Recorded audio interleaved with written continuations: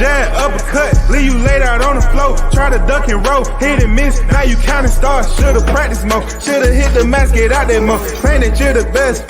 You gotta show me, son, actions over words, baby boy, is you real or what? Talking way too much, world come back sports, talking way too much, world come back sports, talking way too much, world come back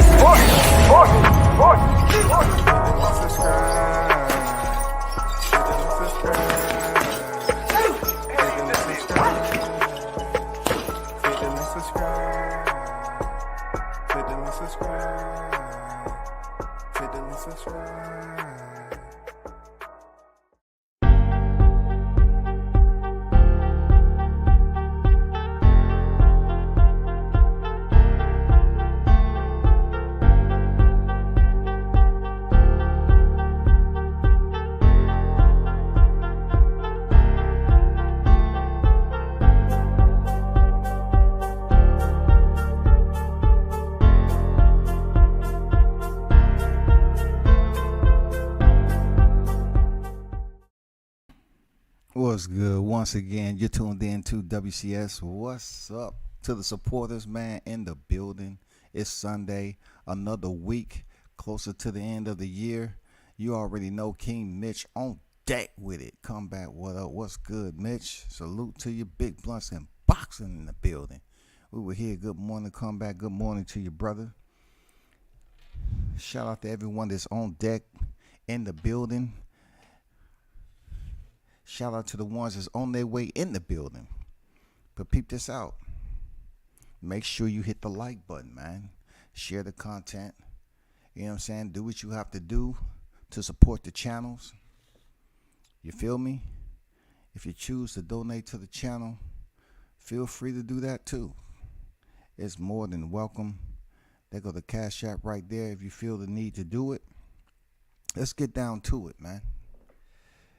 Now, this is not going to be exactly what you think it's going to be, all right? Jaime Munguia, the Tijuana Mexican freaking assassin, you know, I got to call him the Zorro because Jaime Munguia be moving up underneath the radar. You know what I'm saying? You see him pop his head out, he handle business, he dip back into the shadows, man. That's Jaime Munguia. Real talk. That's Jaime Munguia to a nutshell. So, Jaime Munguia, man, he just fought. You know what I'm saying? He fought this Argentinian fighter called Gonzalo Coria. All right? This dude was 21-6, 8 knockouts. 2 of his 6 losses ended in stoppage. Now, if you're curious, he was just stopped back in October 2020. All right? And then his other stoppage was pretty much going to be a shocker to you. You know what I'm saying? His other shocker happened when he stepped in the ring with Jaime Munguia. Jaime Munguia stopped this man in the 4th round. Now, it's a reason why I'm bringing this to your attention because this is a middleweight contest. Jaime Munguia is supposed to be one of those names that is you know, a contender or a challenger to the big names. Any other champions that's up there, you know, Jaime Munguia. You know what I'm saying? The guy who can pick up a championship and pretty much no one really knows. Like, what? What belt did he pick up? Why? You know, Jaime Munguia dips in and out of life itself, man. Like, you think he's close to just picking up the super title, reigning, defending, you know, doing something different, and then he just disappears. But what nobody's talking about is the fact that he's calling out Gennady Golovkin, right? Now, check it. This is the 160-pound division middleweights. It's nothing going on up there. Nothing going on up there, y'all. And I say this because it's been a lot being spoken about the opponent for which certain people are picking and choosing to fight on December 10th. But with this fight right here, with Jaime Munguia calling out Gennady Golovkin at the end of his fight, it brings me to a point where I'm like, if Jamal Charlo is at 160, why hasn't he fought Jaime McGill yet? Jaime McGill is attempting to call out the unified champion, Gennady Golovkin, that holds the WBA and the IBF middleweight titles. Did I not tell y'all that Charlo should just go ahead and fight, somebody in the 160-pound division now that Gennady has 2 belts? But that's not the case. It'll be good if Crawford, just try to take that fight if he feels he can, because it just seems like he can outbox Gennady Golovkin, and that's another division, and it's tough moving up 2 weight classes, but it's not like it hasn't been done. You know what I'm saying? It's not like it's impossible and it hasn't been done. Yeah, he can move up, but the 160-pound division has Jaime McGill, who just fought a guy, 21-6, been stopped twice. The last one, as of recent, he was stopped back in 2020, and the other one recently as yesterday. He only has 8 knockouts. I mean, he's ranked 67th, y'all. 67th. And you know what? They'll probably give Jaime McGill the title shot against Gennady Golovkin just because, oh man, this is an easy fight right here to make. And look who he just fought. I'm saying Gonzalo Coria, an Argentinian southpaw, 25 years old, y'all. 25 years old. He's ranked 67th in the world. And he just came off a loss with Jaime McGill, a fighter who's been at the top of the heap at one point in time. You know what I'm saying? Why nobody is holding him accountable for taking such a super soggy, soft touch and then gonna call out Gennady Golovkin? I don't see where it's being held to the same standard. You have held a chip before there, Jaime. You've held a chip. So he just goes in here. Look, he goes in here, 40 professional fights. He's 40-0, y'all. 33 knockouts before he stepped in here with Coria. 40-0. This dude has 40 professional wins, and he steps in here with a soft touch like that, ranked 60-something in the world. And now he want to challenge for a unified title shot with Gennady Golovkin. Look, if this don't disturb y'all or make you shake your head and say to yourself, damn, there are different avenues out here in boxing. There's people doing different things that certain eyes are not paying attention to because they just focus on the same boxers and topic all the time. Yeah, Jaime McGill is not going to bump the algorithm too much, right? But when it comes down, if you just a boxing head and you talk about boxing, you will see this as a concern.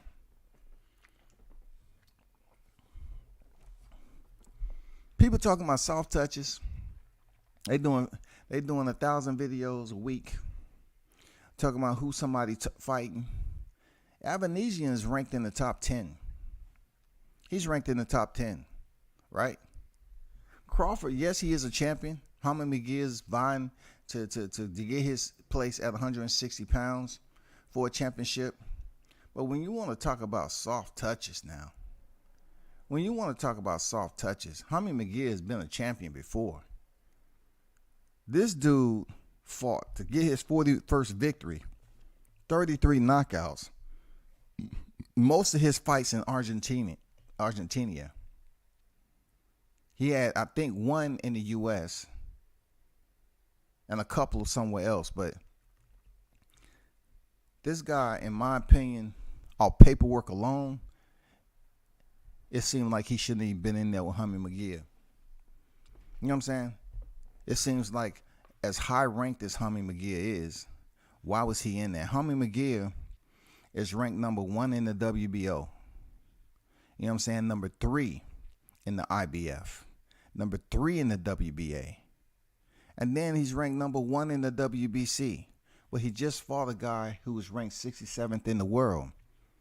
And no one's really talking about it because they still focus on BOK Prime.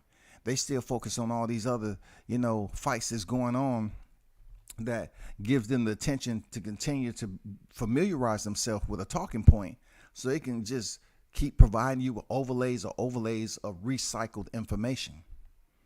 But it doesn't get any worse than this, especially from a fighter like Jaime that's now trying to get Gennady Golovkin in the ring, and he just might. You know, it's always Erislandy Laura there, but he just might. You never know how that'll work. You know what I'm saying? But the catch is, Gennady has 2 belts, bro. You know, Murata, they let Yoda Murata sit out of the sport for quite some time, and then come back, lose a fight to Gennady, who was also sitting over there chilling in a rocking chair. He unifies, and then we should expect anybody, you know what I'm saying, to come up here and have a solid fight. Like, scoop up these belts. You got an old Gennady Golovkin. But the names that you thought that would be up there, no, nothing. You know what I'm saying? Jamal Charlo, no, not at all. You know what I'm saying? I mean, nothing.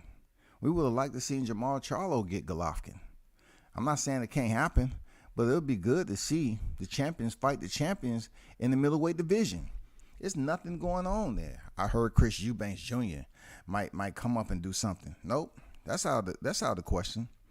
But I just feel this middleweight division is just, it has so many open doors for somebody who's trying to pick up a chip. I'm telling you, bro. And it has so many open doors. Real talk. It's hardly anything that's going on up there, man. But Jaime McGill fights, you know, Jaime McGill fight this dude who ranked freaking 67th in the world. And I'm saying to myself, how can you call out Gennady Golovkin after stepping in there with the guy who was just stopped in 2020? You know what I'm saying? And let's go down his last 10 fights, right? Let's just scroll a little bit. He had a fight with Marco Reyes at 37-6. Zanabek was 8-0. He was knocked out in the second round by an 8-0 fighter, y'all, back in 2020, October 2020, the one I'm talking about. Then, look, this is the guy Jaime McGill just knocked out in 4 rounds. Then he fought Fernando Battaglio, 13-38-3 now. This is in his last 10 fights. Then Marcelo Zogowski.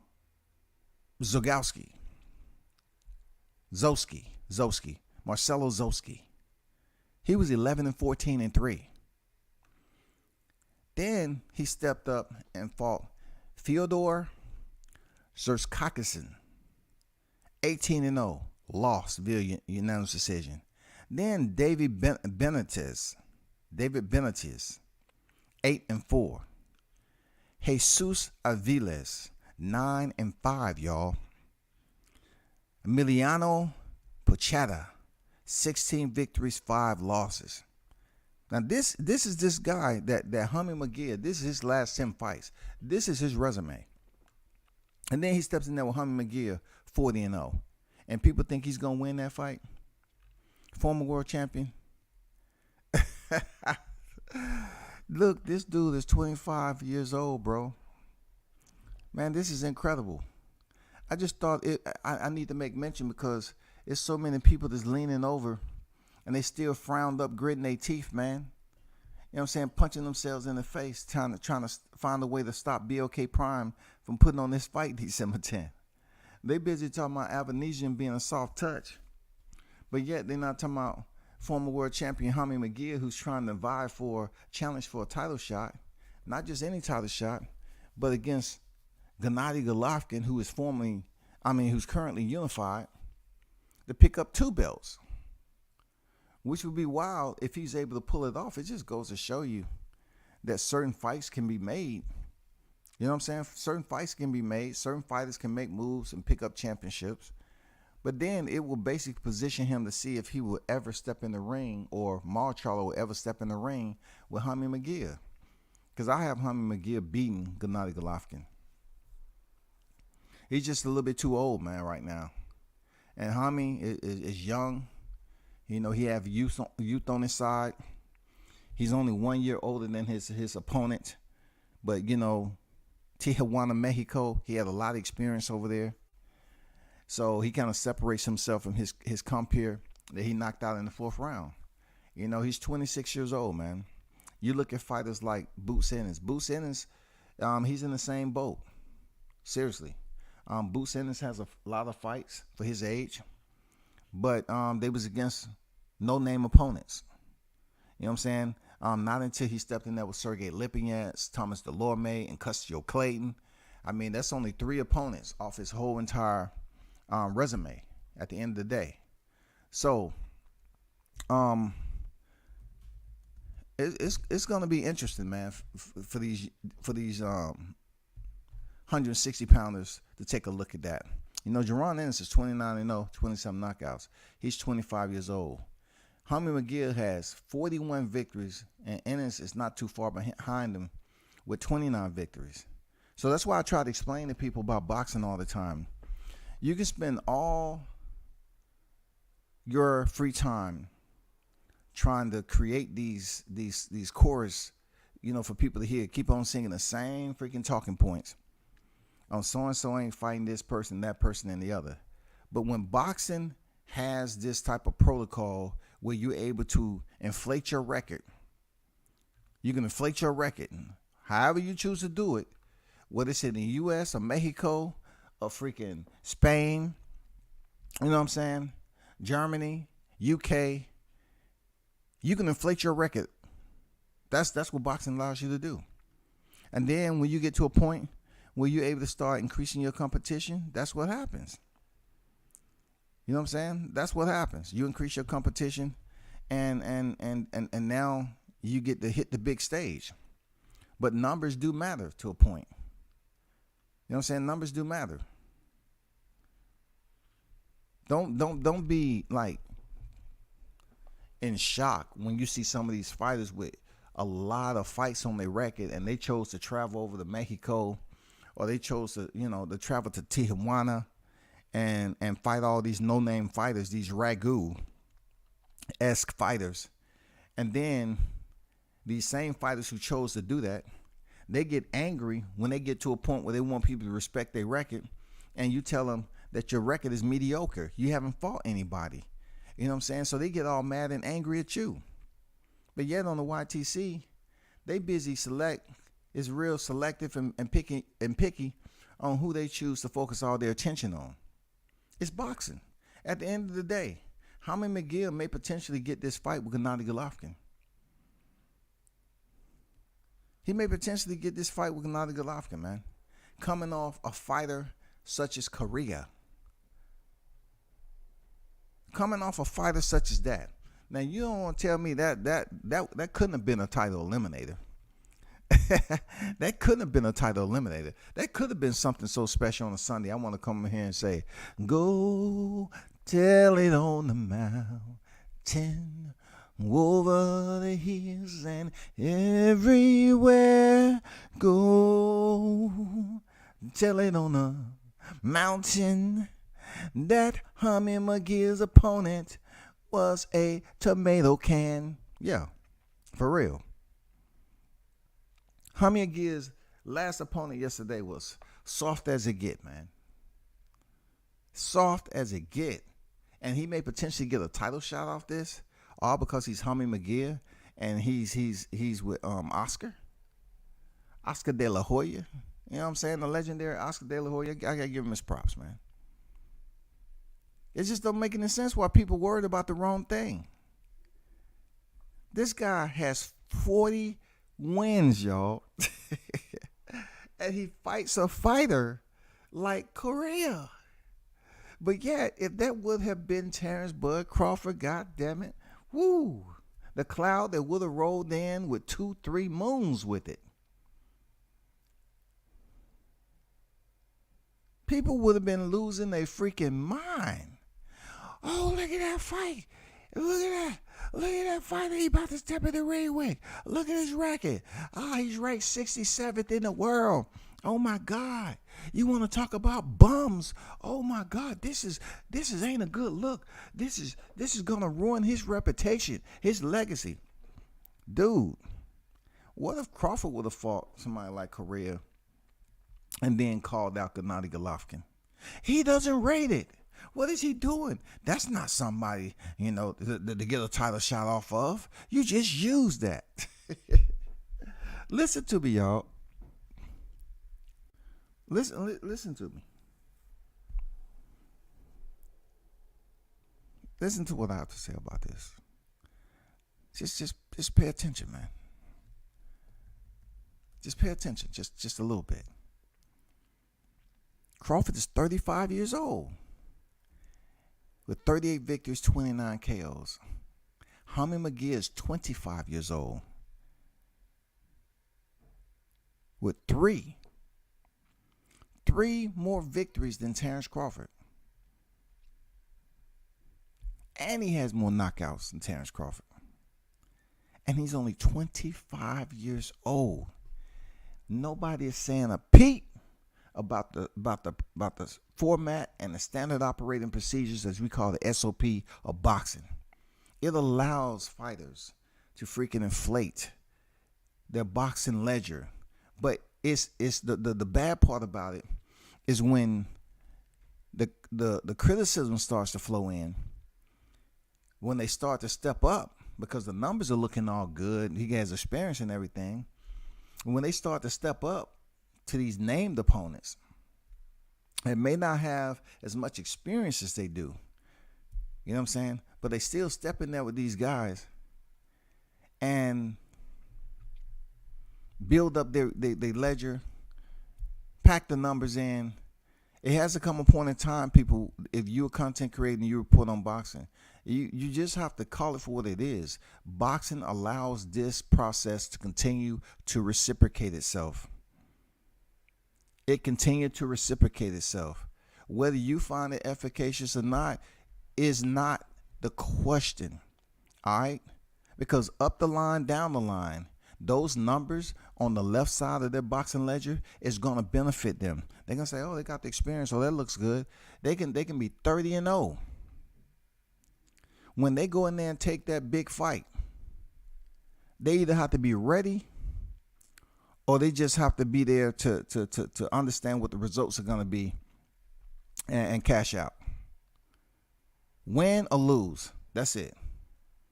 But that 30-0, when they look on somebody else's record and see that 30-0, they're going to like, oh, he beat so-and-so 30-0. Okay. He got an O on his record. But then they're going to look up your opponent. They're going to say, oh, he ain't really do anything. But they're not going to care. They're not going to care. They're going to say, oh, he was 30-0. Who cares? You know what I'm saying? That's a 30-0 opponent. He fought his way to that record. He was able to get there. Not everybody can get there, man. It's not as easy as people think. Some people look at other fighters and say, oh, man, we have no problem. It's difficult going over there to Mexico. It's difficult going over in the UK.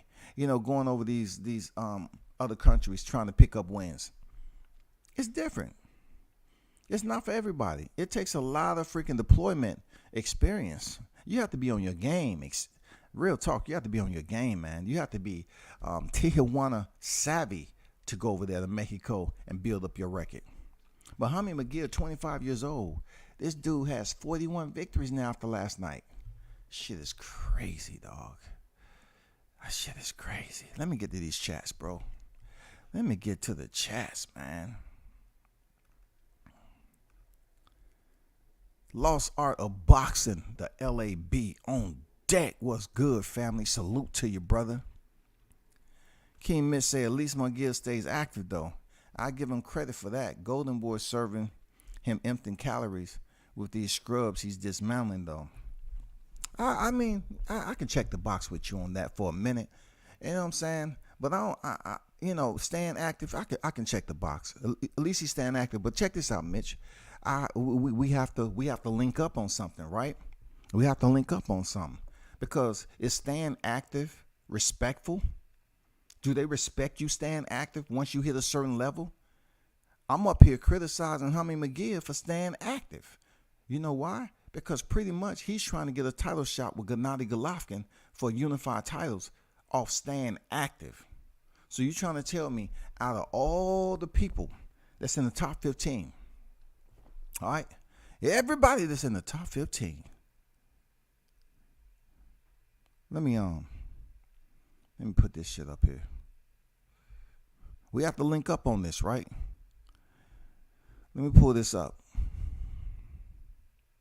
Now, at 40 victories in now, let's take a look at this. 40 victories in, we see Jaime Munguia from left to right. Well, he's ranked number 1 in the WBC. You know what I'm saying? 3 in the WBA, 3 in the IBF, and number 1 in the WBO. All right. So when we look for Coria is 67th. So when we scrub this list there, Mitch, right? And we send a search party out there, them bloodhounds, you know what I'm saying? They ain't barking. I'm waiting on them to start barking because I know they got what I was looking for. But I sit them damn bloodhounds out there to find that Coria was in the top 15. They couldn't find it. They was quiet as I don't know what. I walked up, y'all okay? Y'all good? You want a treat? Gave him a treat and everything. Go out there and find him. Nothing. So you say it's good to stay busy. I think that is just for some fighters because I guarantee you, I got to keep it equal. I got to keep as neutral as I possibly can when it comes down to that staying active BS. Because if certain fighters were staying active and they was at a point in their career where no problem, they have enough experience like Jaime Munguia, 40 victories heading into this fight, 40 victories, and you're staying active with an opponent like this, and then after this stay active fight, you want to call out unified champion Gennady Golovkin? I just don't see people really owning up to showing respect if there was any other fighter like that. I don't think so, bro. I don't think they'll give that man his respect. Real talk. I don't see it happening, bro. I don't think they'll give the stay active therapeutic exemption form to certain fighters just for staying active. I don't see it. Seriously, I don't see it at all, bro. I don't think they'll respect that. I think they'd be all up in arms talking about, oh my God, he's fighting Nanny. Why is he building up his record? That ain't nobody. How is he supposed to fight the champ after fighting somebody with a record like that? That's too soft. I still think Triple G can beat most fighters at 160. I also pick him over all the smaller guys in the lower division. It's not really, the point I'm trying to make. I'm not trying to send the arrows of information downrange and imply or insinuate that Gennady cannot beat certain guys in the division. I'm not trying to send up SOSs and say I have a problem with Gennady Golovkin fighting Jaime Munguia. My problem is Jaime Munguia, who he just stepped in there with 40 professional victories, and he went in there and fought this guy in his 41st fight. And people still don't understand that it's a possibility. This how boxing can always work. Even you mentioned staying active. Is staying active a viable term that can be used and respected and not scrutinized, with a grudging of criticism when it comes to certain fighters with certain complexions? Is it truly possible, though? Because you said it was just a stay active fight. So what if some bigger names was just staying active off ragu? They up here stirring that ragu up. Will they get the same love? Big Blunt say he's being active because he ain't fighting nobody. Yep. They put Jaime against Gennady before they give him Charlo and Triple G. Let's see it. Let's see how he looking there against Gennady. Let's see. Gennady still got to prove too. This was Golden Boy fluffing up their hype job. The commentators kept saying, we don't want to see Jaime against this level of competition. Ryan and Jaime gonna have Golden Boy looking dumb soon. No, they're not gonna have Golden Boy looking dumb, bro. Listen up. You're not gonna have Golden Boy looking any kind of way, because boxing has even the greats in the past that has records over 60 fights, 70 fights, 100 fights. And you look down their resume and it's people that you'll never see. Though fascinating, it's people that you'll never see on your live stream to speak on. Those individuals that's just lost in the numbers of some of the greats back in the day that has all these fights. And you look down their resume, what the, you know what I'm saying? You're saying, what? What did you get? What? Why would you fight that person? You got that many fights. It's one of the formats of boxing, bro. But it's in this era, it just looks bad on certain people. But Jaime Munguia is doing this shit in 2022, y'all. And this is the same thing I said about Jaron Ennis. I said these guys are fighting individuals that aren't the best talent, and they're just inflating their numbers. Now, when they get to a point where they're both in a position of notoriety from the boxing fans, then a little bit of criticism goes into play. Especially for Jaime Munguia, because he's already been world champion before. So yeah, the criticism rains down a bit more, with a bit more turbulence to it than just say Jaron Ennis, because Jaron haven't really fought for a championship yet. But the amount of fights that he has, and being that his best opponent is Lipinets, we exclude the Lorme coming off 2 losses, and then Custio Clayton. So he has 2 opponents, two opponents now that was supposed to be something, but they turned out to be nothing. So he only has really Sergey Lipinets. When it comes to Jaime Munguia, hey, you already know what it is with that, man. If they give him the fight with Gennady Golovkin, coming off a guy like this, and it's just a stay busy fight, Jaime is the baby Berlanga. Hey, Blunts, you know, if I was in boxing and I heard somebody say, hey, man, Scotty, man, he's the baby Berlanga, I'd be pissed. I'd be pissed because Berlanga is just now learning how to box. He came into the game learning how to brawl, learning how to load up on his overhand right. That's when Jaime came in. He came in the game missing a lot of tools, but he was getting away with it from the format of boxing.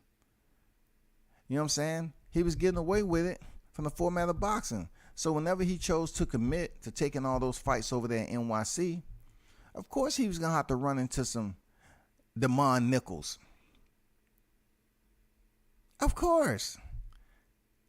I made so much money off that fight. It wouldn't even be, look, it wasn't even off who was going to win. I seen him before. I said, that's a tough opponent, man. I said, he's going to be the first one to go the distance with Edgar Berlanga, man. But no, hell no. Jaime is the next Zerf. Stop it. Stop it, man. We can't. Well, you know, I can see where you're going with it. Because Zerto had he was over the 40 range too.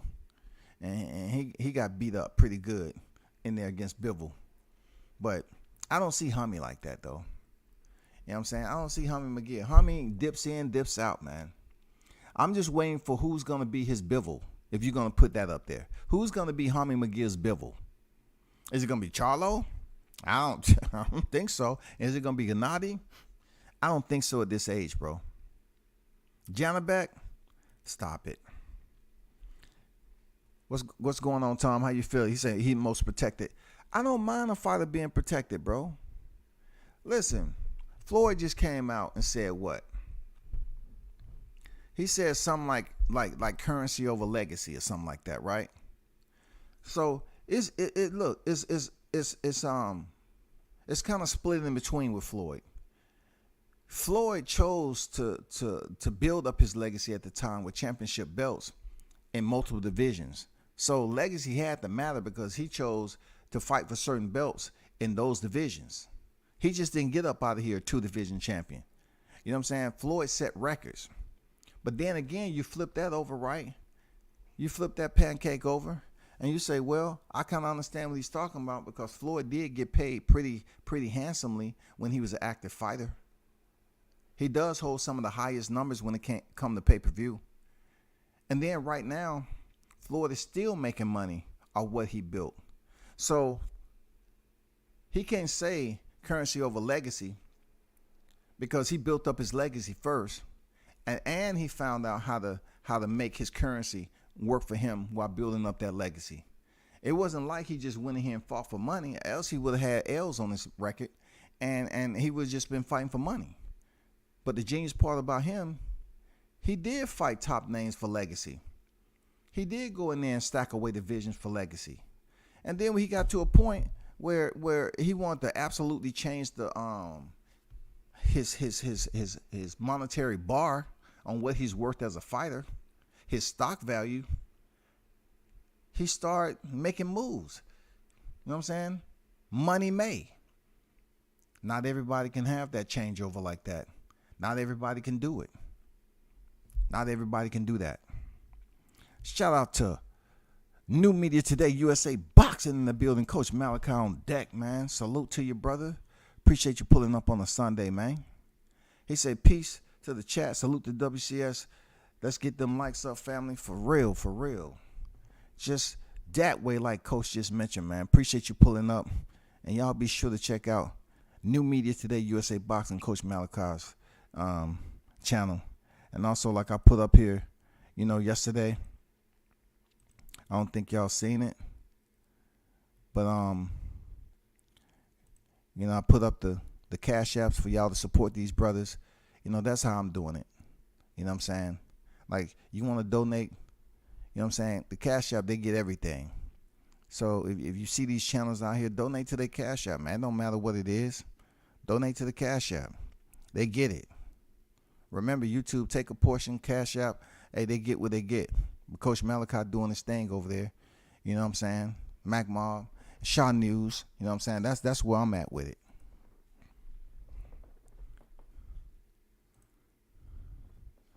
Bruce Gas, Boxing Jazz, and more. Salute to you, Bruce. Michael Johnson Boxing, talking more. What it do? D-Ray Promotions, what's good? DJ 7, salute to you, brother. Jaime will probably fight Gennady or Laura well before he fights a Charlo or Triple G. I don't know, man. I think that fight right there, he's looking. Look, Triple G is looking for a good money fight. You know what I'm saying? Some of these fights where we don't think is a monetary benefit of interest to us, others do. And though Jaime McGill may be one of these protected, quiet Zorro type of fighters, it's possible he may get that fight with Triple G. Seriously. Just off the strength of who he's with and the amount of fights that he has right now. He's only 25 years old with that many fights now. He's only 25 years old, bro.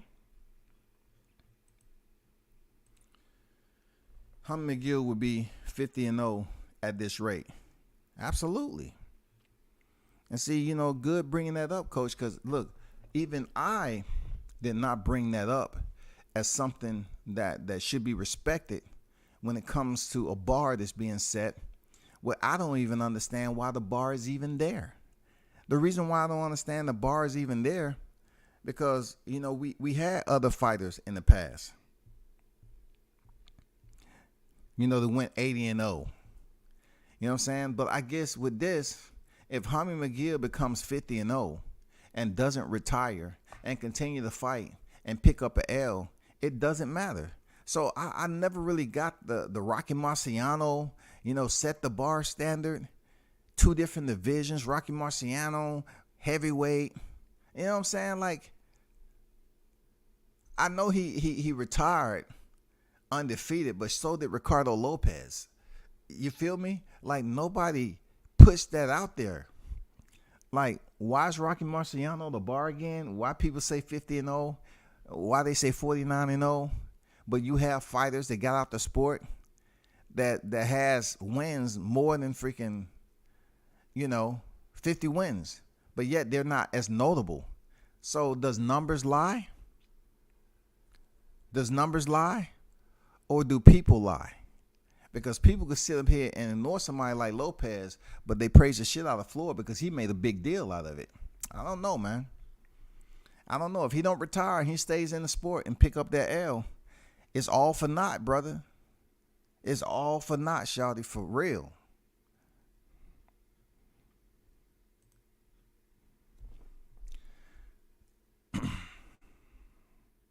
Hold on for a second, y'all.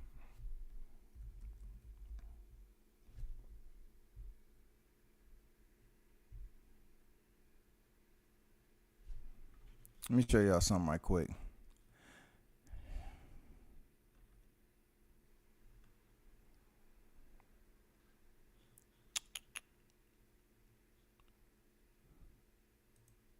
I'm going to pull something up for you right quick.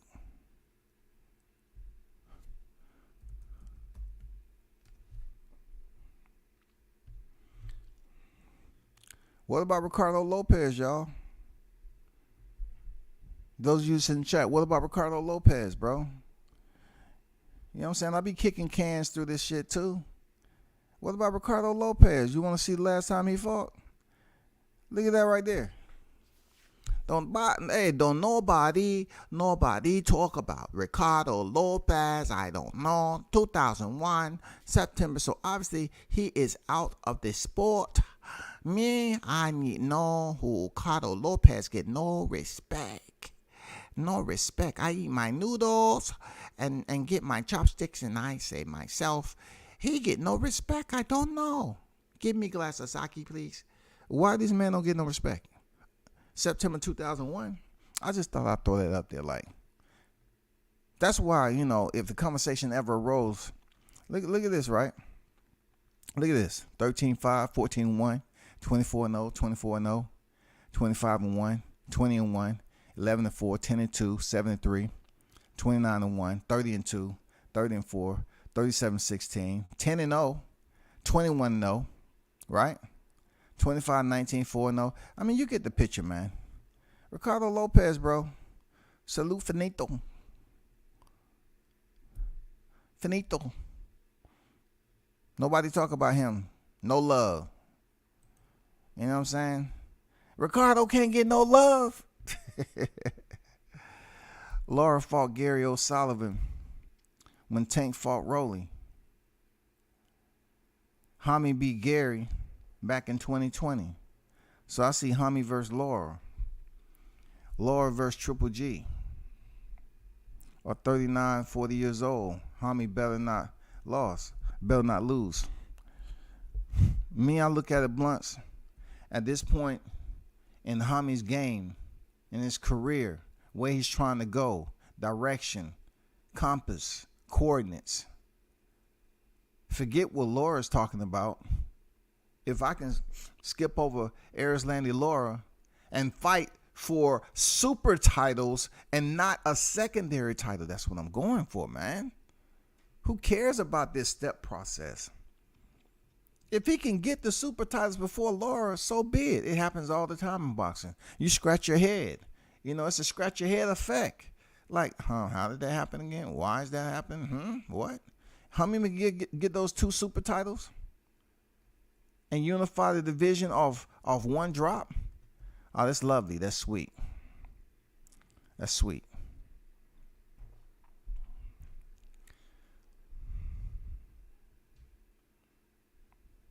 I mean, I agree. Other elite fighters fighting other elite fighters. I agree with that.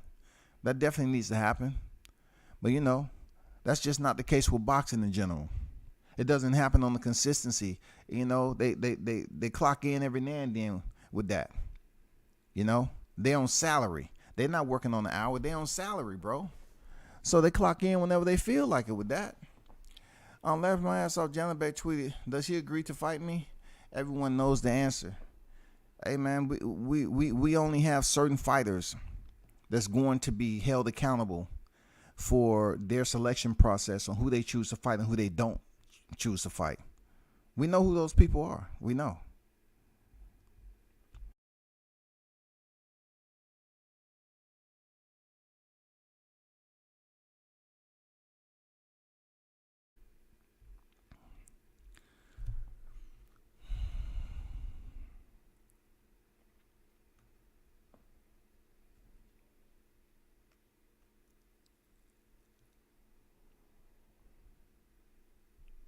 What's going on, Tony Boswell? Much respect at World Combat Sports in the chat. Salute to you on Sunday, brother.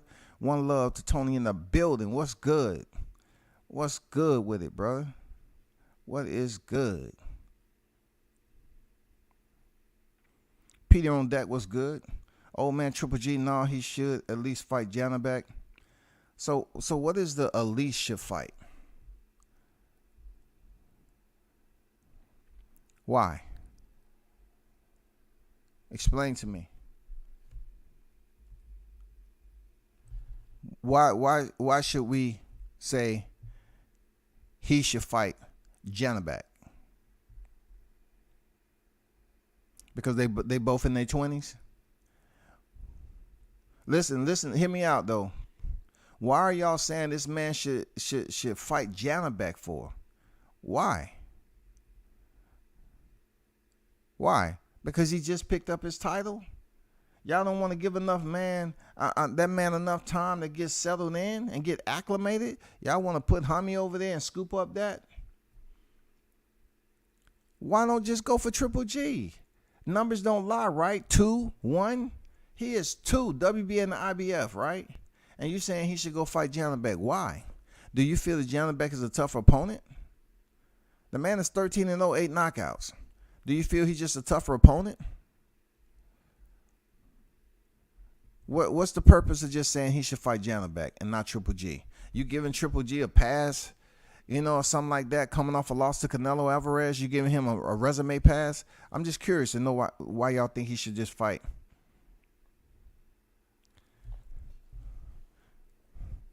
Hey, Blunts, you may not. Hey, a lot of people don't know about Ricardo Lopez, but if they want to talk about the 49-0 and 50-0 when it comes down to it, is that if you're retiring right at that moment, you know what I'm saying, or you choosing to stay in the sport and take a L? Because let's just say Jaime McGill, like Coach said, he's going to be at the 50-0, 51-0, 52-0. If Jaime McGill is 25 years old, you trying to tell me he's going to stop boxing in the next 10 years? In the next 10 years now, this guy has 41 victories right now, 25 years old. You trying to tell me all of a sudden in the next 10 years, 25 years old, he's going to stop boxing before that? He's going to stop boxing in the next 2 years? Why? He's young. He's still making money. So for the next 10 years, we can give him that window. He's going to still be in the sport for the next 10 years. And the question is, can he remain undefeated? Is it possible?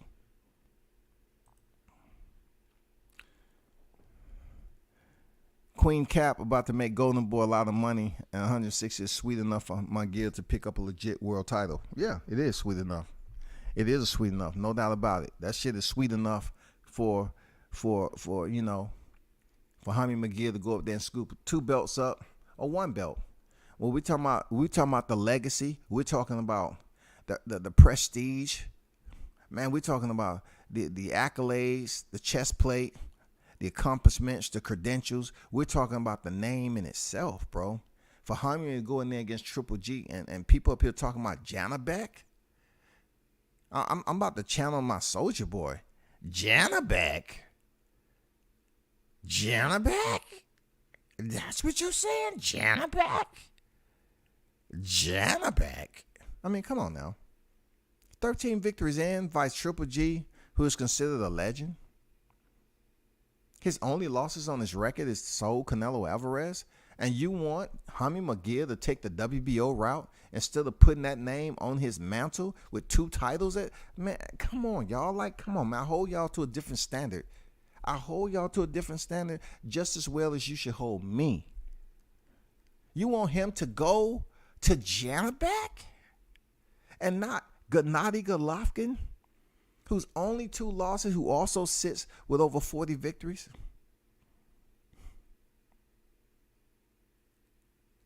You want him to go and fight Gennady. I get it. I get it, man. I get it. I got it. Real talk. I got it. Because the confusion comes in to you all, and when I tell you you're giving favoritism to 2 Pakistani fighters. I don't know, man. You know what I'm saying? I don't know why I'm hearing what I'm hearing.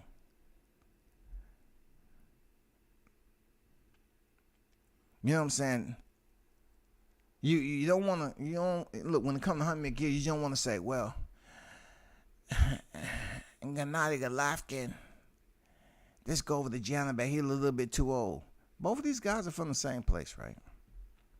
If I'm not mistaken.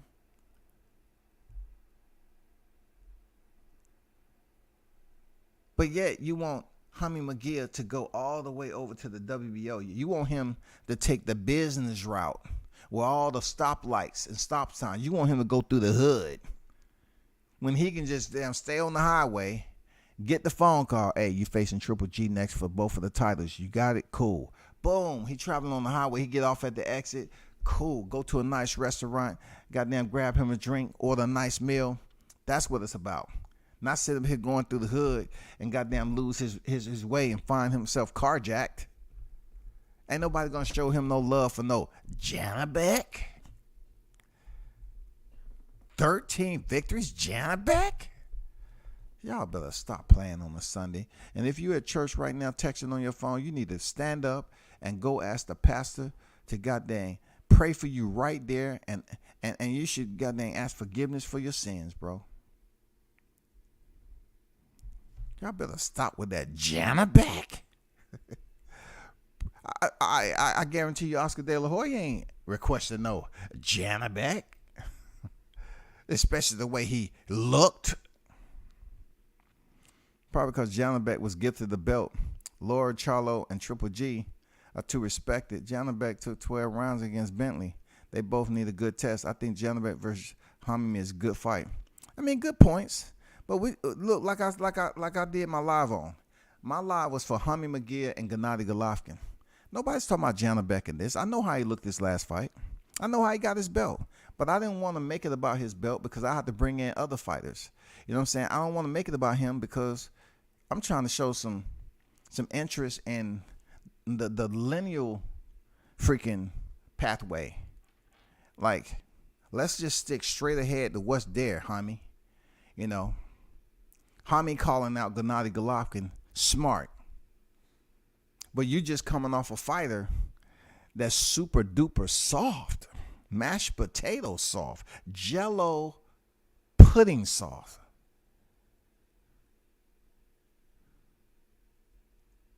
Yogurt soft.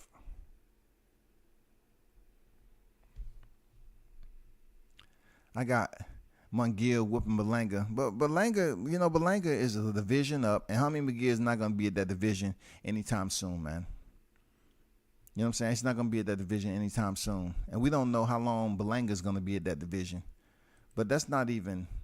Look, it's other cats in there in the 168-pound division where Berlanga's record is supposedly better than that. But when it comes down to them putting Berlanga in a position to fight that person, it ain't going to happen. Y'all know very well who I'm talking about. You know very well who I'm talking about. You can put it in the chat, and I will check the box if you know who I'm talking about. So Berlanga's not even part of the conversation because he's already in a division where you have other names that he should be stepping in there with, but they're getting more notoriety. Triple G get a respected pass. Triple Z versus Charlo should be Triple G retirement fight. No. Against Charlo? Nah, man. No. I mean, right now, Charlo been out. Right? Triple G coming off the fight with Canelo. Jaime McGill coming off this brutal 4th round stoppage against Coria. right? So Charlo is not going to be no retirement fight for Triple G, even though these fighters are fighting once or twice a year. If you line up the paperwork, it'll be a real nice timeline to have the ink dry on McGill and Triple G and pass the torch.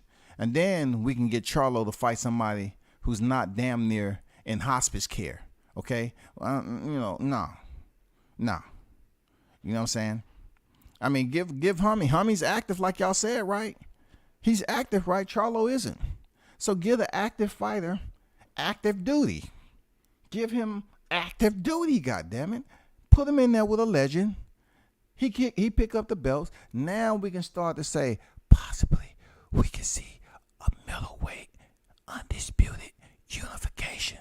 And then that unification be Mar Charlo, Jaime Munguia, and Gennady, if it stays around that long. Now, I know I'm skipping over a lot of people that's in the middleweight division. I know I am. But I'm just putting it out there for conversation, y'all.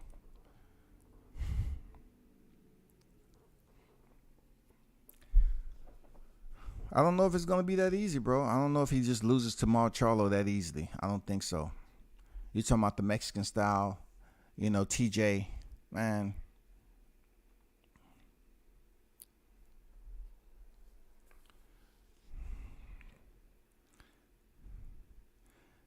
Look, a lot of people don't see a lot of things. You know what I'm saying? I'm just saying, if he can fight soft touches with 40 victories, you think he ain't gonna fight for another 10 years? Yeah, he can fight for another 10 years if he chooses to. My whole point for making that is he gonna remain undefeated another 10 years, being 25 years old? Everybody who fights and take punishment like that doesn't get early stages of dementia and pugilistica. Everybody's neurological is wired different, man. Some people can have less fights than Jaime Munguia and dip into those stages of pugilistic and slurred speech all the time. It's all about the person. It's people that I've spoken to that been in some wars and they still sound just fine. Wars, y'all. Wars. That's a whole nother live in itself. Yeah, fighters who's been in a certain amount of fights that's memorable, and they have slurred speech. And then you have fighters who've been in wars on a sustainable basis, man, and they talk just fine. Coherent, quick, you know what I'm saying, responsive.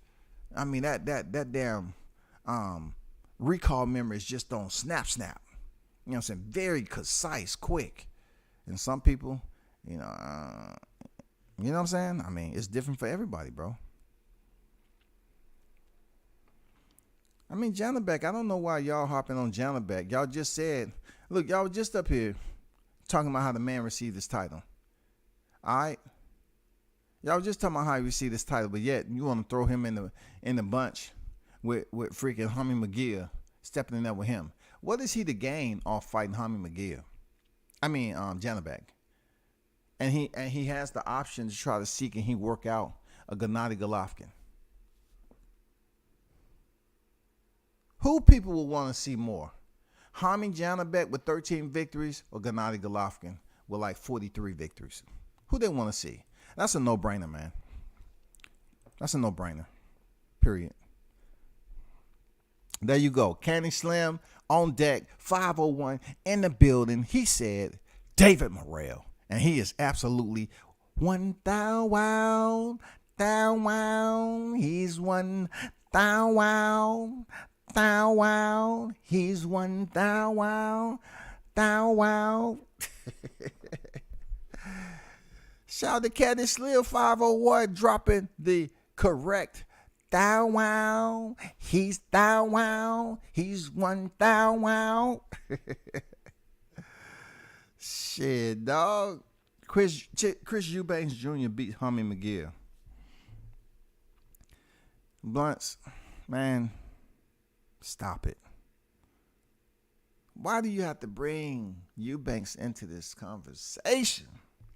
Just when I felt that it was just thorough Sunday, conversation, dialogue, boxing talk, we want to go back to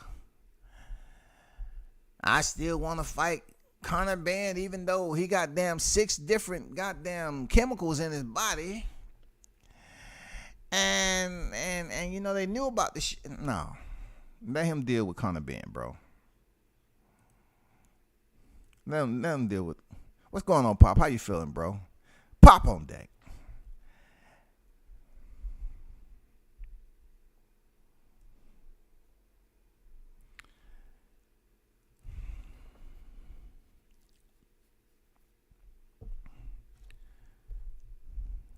So now, let me get this straight. So now we're supposed to take a fighter who went up against Nathaniel Gallimore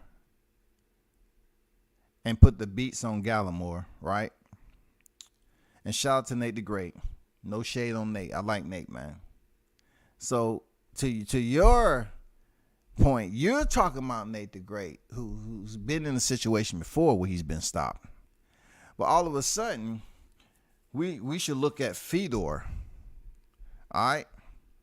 Because you're looking at somebody who's supposed to be on the list of qualifications, like on the ranking list of qualifications. That's why you're giving this guy so much love. Is that it? Like, just saying that name alone on a Sunday, do you feel like that you have did God an injustice in this boxing conversation? For real. Just mentioning this guy. Do you feel like you did God an injustice by putting him into this conversation with Jaime McGill and Gennady Golovkin? Just be honest with yourself. Because just like I put his opponent from last night, 67th. 67th, yo. 67th. I gotta ask the question.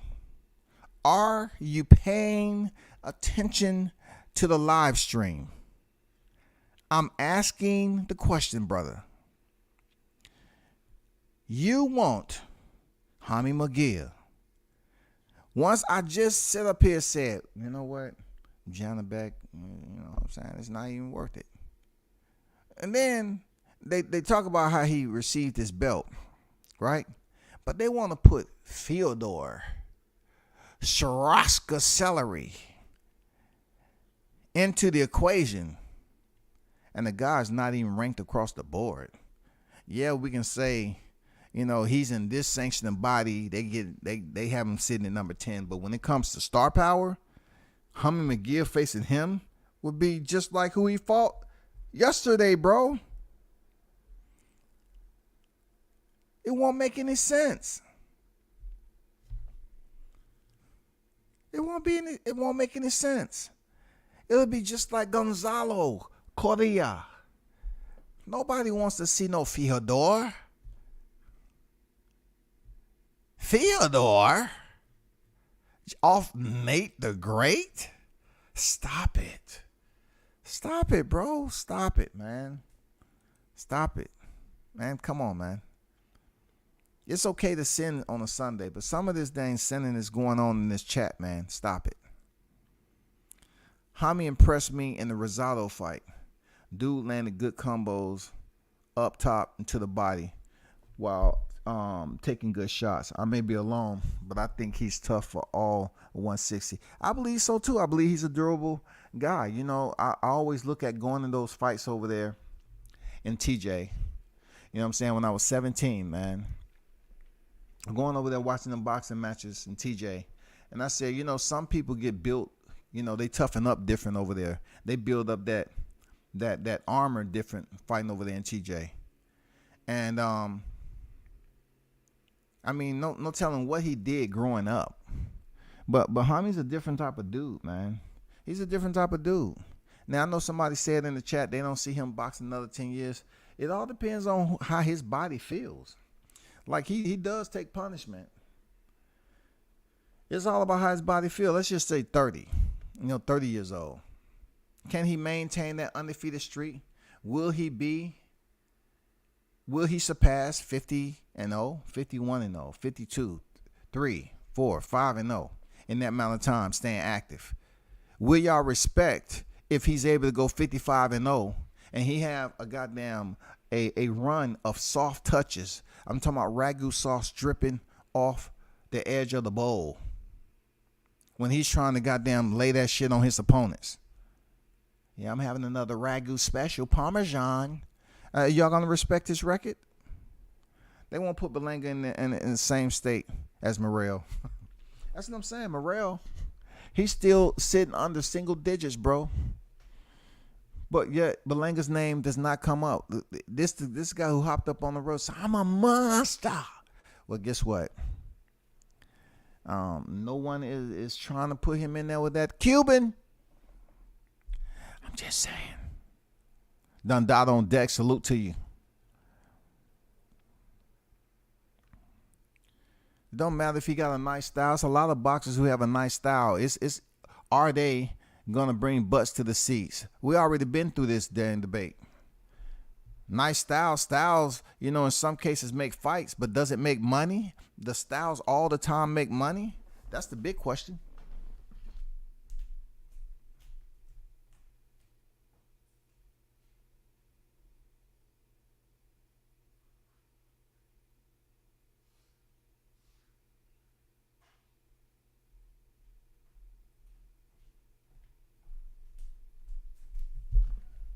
Does those styles make money? Every style don't make money. If you look back at Jaime, call out Triple G before a lot of guys, but the commission denied and would not sanction the fight. Well, you know, if you look at both fighters now and look at the amount of fights, like I said before, Jaime McGill only has two less victories than Triple G, I believe. So when it comes down to it, why they wouldn't sanction the fight again? They can put him in there with Zarameda. They'll sanction that fight. They'll put Triple G in there with Zarameda.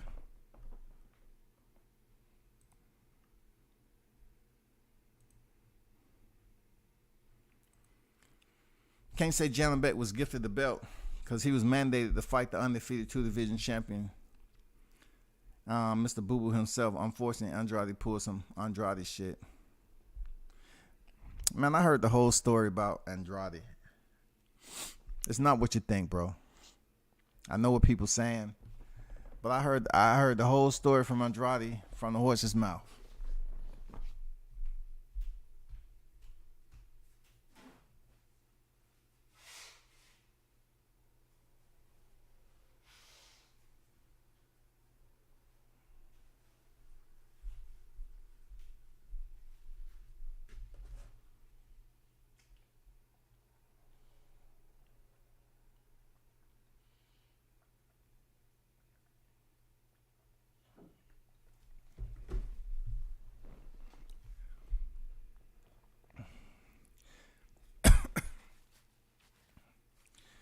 What does that mean exactly? Rosado is a proven gatekeeper. Rosado is a proven, veteran. Those two names, that makes no sense. We talking about experience versus inexperience. We talking about popularity. Rosado has more Rosado has more big names on his resume than freaking Gennady does. That's obvious. That we can take that back to the preschool boxing fan. You know what I'm saying? Even they know that. If you ask somebody, do they want to see Gennady fight or they want to see Rosado fight, they're going to say Rosado. The same Rosado that was in Creed, homie. Stop playing on a Sunday. If I remember correctly, Oscar tried to make that fight when Canelo popped. But the commission would not sanction. They said he was too young. Probably so, but he's 25 right now. And I think they didn't make it because they just didn't want to allow him to have the opportunity to step in there. I mean, how can Jaime McGill be too young when other fighters get the shot? When other fighters get these shots and they young too. You know what I'm saying? Depending on what their amateur pedigree was or who they connected with, they think they ready. I mean, come on, man. It all depends. You know what I'm saying? Well, they saying Teofimo Lopez was too young to step in there with freaking Lomachenko? I mean, does it ever stop? It all depends on who was trying to finagle what.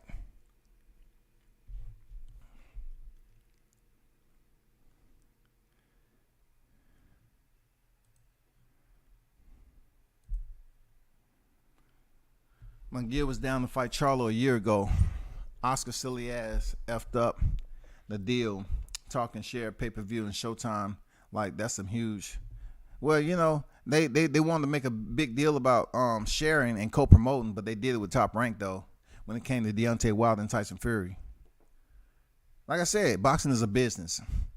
Not every matchup that seems like it's good for business are in the favor of those who is a part of the business, who's making the moves, who's checking the boxes, who's, you know, the shakers and movers behind the scene. It doesn't mean they agree.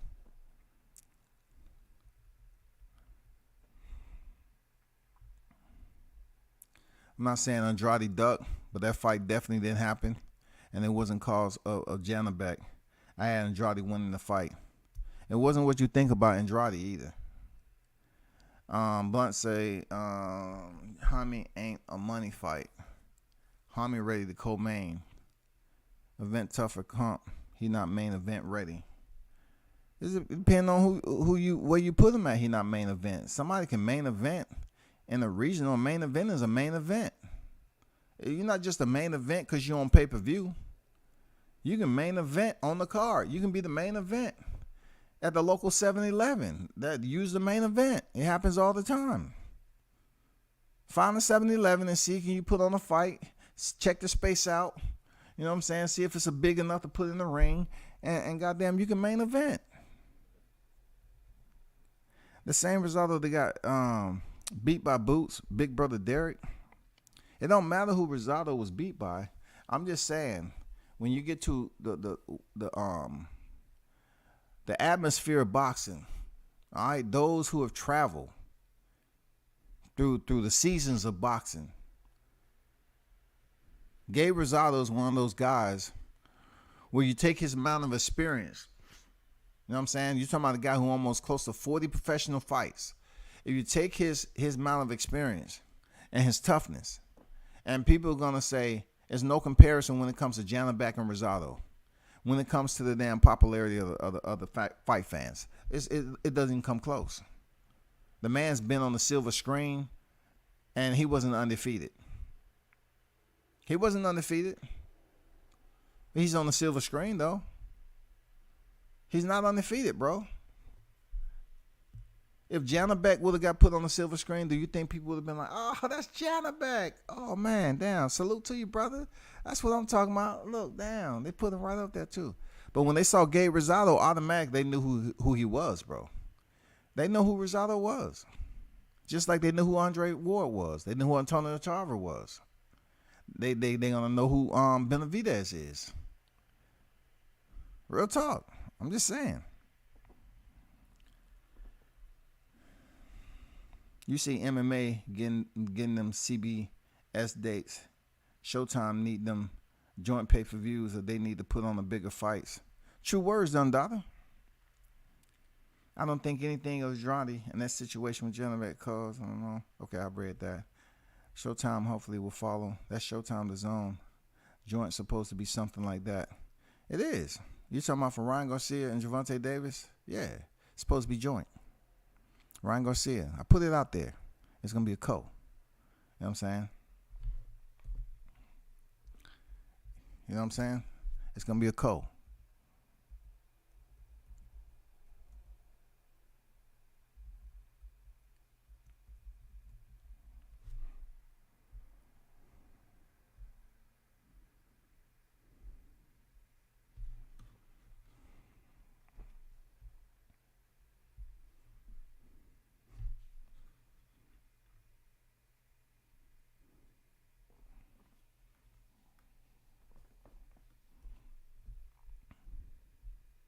Yeah, but that's where I'm at.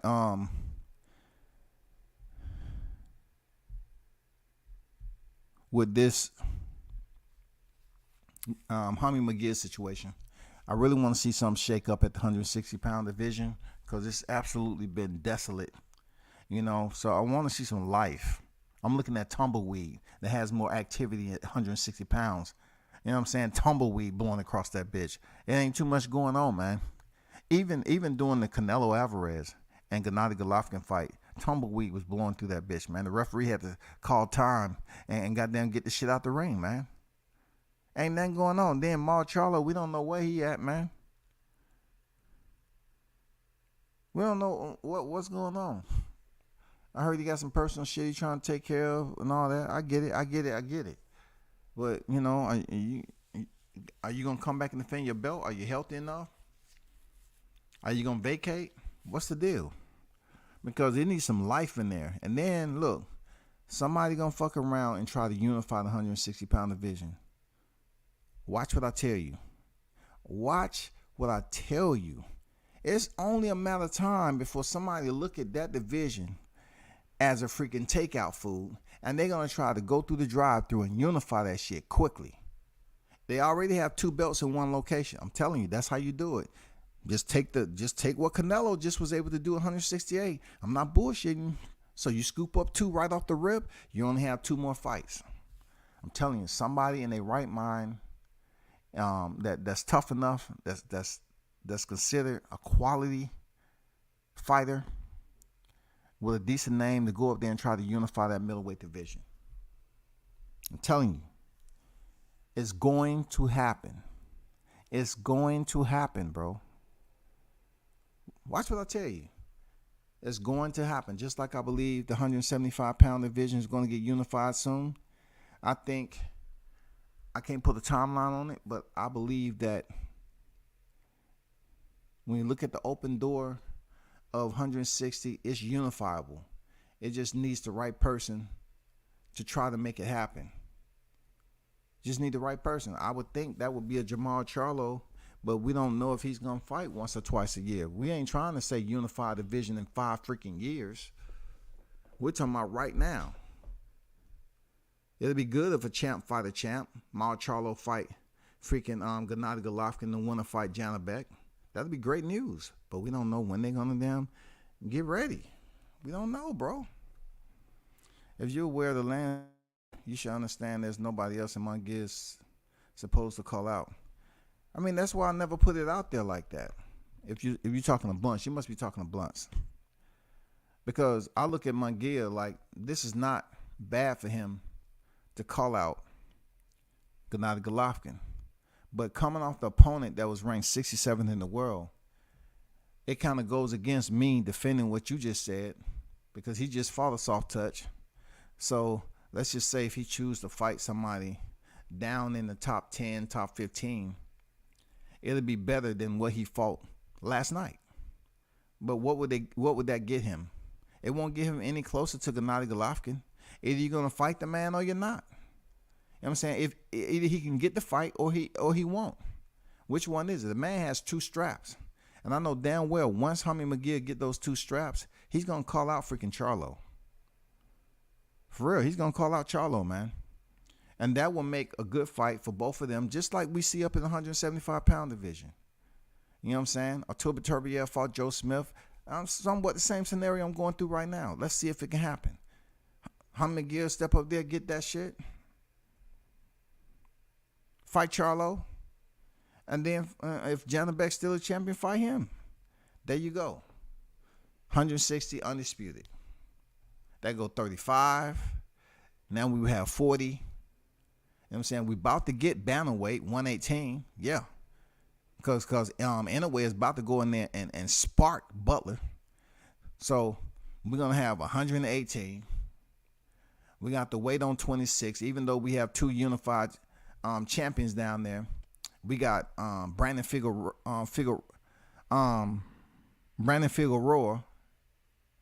going back in there for a rematch against CBS.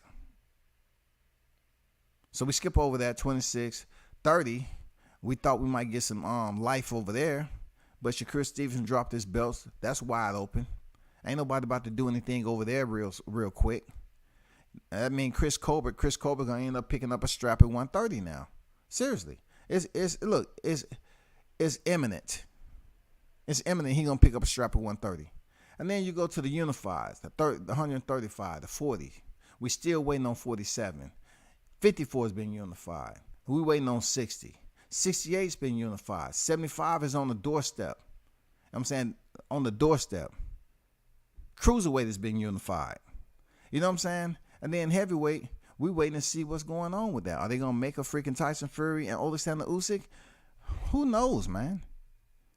Who knows, bro?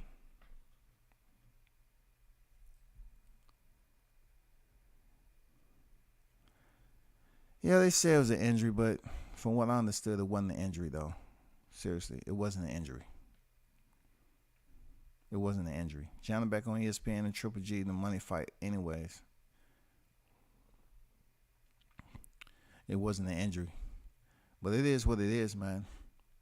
We just have to continue to keep close to it and see what becomes of it. But definitely, I don't want to see Jana back.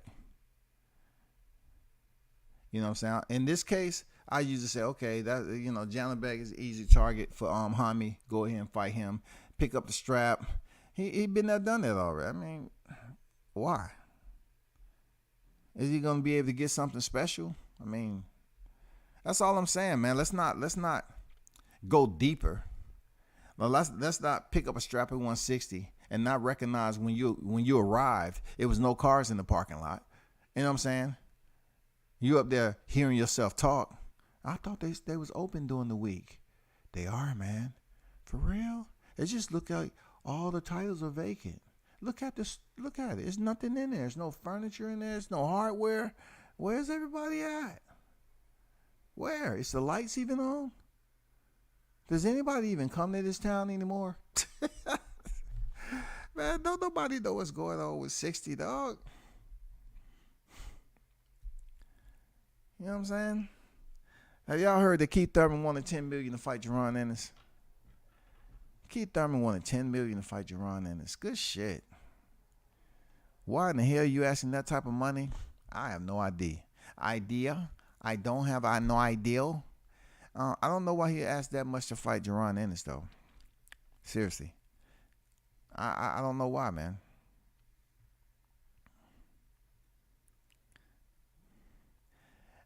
News is broke, unfortunately for many, who was all tuned in believing that Hasim Rothman Jr. was going to step in the square against Jake Paul, and it was all just for publicity. But now he goes in there and relives the honor of all football, basketball players, to let them know that, hey, you too, if you train hard enough, you can go in there and defeat a professional. And that's what happened with Dan Hardy. Dan Hardy went in there against a professional boxer, experience, and Hasim Rothman Jr., and it was a huge weight difference. You know what I'm saying? I think it was more so like 30 plus pounds. And Greg Hardy stops Hasim Rothman Jr. After, for what I understood, his pops was against the fight. I mean, Dan Hardy was one of these guys who they was trying to raise up in the mixed martial arts, because he is tough. Dan Hardy's a different dude. He is a tough individual, but it's a lot of tough dudes over there in combat sports. And he had his stint over there, and then he decided to go into boxing. Keep active, keep a paycheck coming in. So he has a Hasim Rothman on his resume now as a boxer. You know what I'm saying? That's going to look better than Anderson Silva having a loss to freaking Jake Paul. I'm just being honest. Y'all. Did y'all hear that Ryan Garcia is going to take a tune-up fight? Now, I've gotten word on a potential opponent, but how dare me put that out for Ryan Line, capping, zapping Garcia. He's supposed to take a tune-up fight around the time that Tank is stepping in there in January, so they can be right around the same time schedule, whatever, as far as having a fight camp and a fight.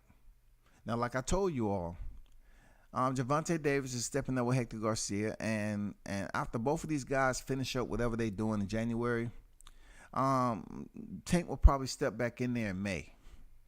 All right? He'll probably step back in there in May. Don't say I didn't tell you.